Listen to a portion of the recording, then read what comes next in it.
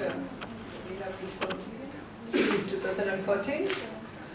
We have with us two remarkable people today. Very happy to have you over here.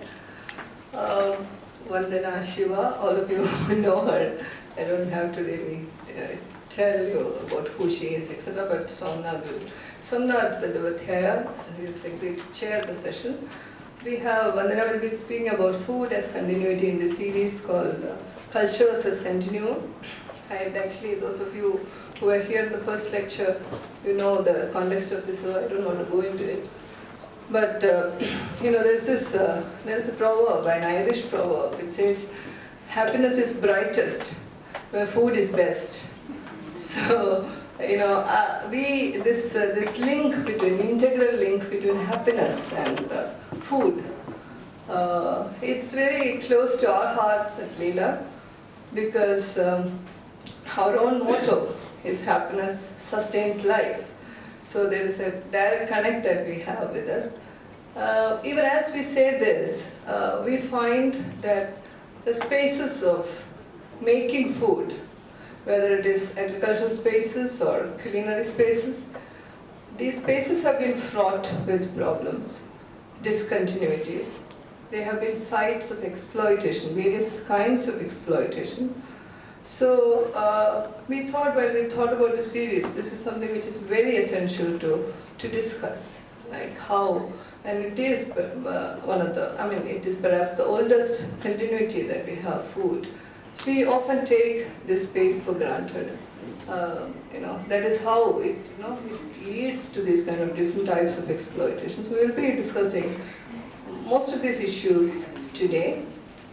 We have Somnath has kindly agreed to chair this lecture. He is an associate professor at Nalanda University, the School of Ecology and Environmental Studies. His area of interest has been environmental policy and development planning, but he's not a regular academic. He has been with various projects, on-the-ground projects, in government and non-governmental sectors, working on research, planning, execution of various projects. So, and when we had a conversation about Vandana's work, so he said, for the past 25 years I've been following her work. So, so it's like, I'm sure we will have a very meaningful evening today. I invite Somnath to take this evening forward. Good evening, everybody. It's a pleasure for me to introduce Dr. Vandana Shiva.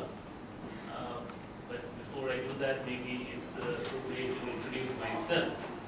It's not coming? Okay. Is it better now? Oh, yes. Okay. So, as Vidya was mentioning, I am currently teaching at the Nalanda University, but I completed my PhD some 20 years ago from the same institute where Vandana ji has also been associated with. So we are alumni of the same alma mater in a sense. So, and it's right. I mean, I have been following her work for a long time, because in those days there were very few people who would take active interest in environmental issues. And she has been one of the pioneers who brought environmental consciousness into the mainstream of Indian thinking and shaken up our conscious, our understanding by the work that she has done, by whatever she has been working on for a very long time. So it's a great honor and privilege to come here today. My own work has been largely on aquatic ecosystems. I started with Lake Chilka. I was one of the first to describe the ecosystem of Lake Chilka, and then moved on to biodiversity and disturbed ecosystems, particularly in the floodplains of Yamuna.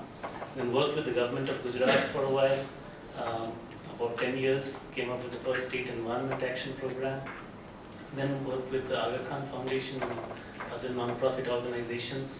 So I have understood a little bit about the policy context and about the community context.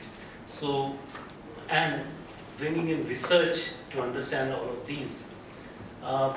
My primary objective was to look at the water dimension, and if I am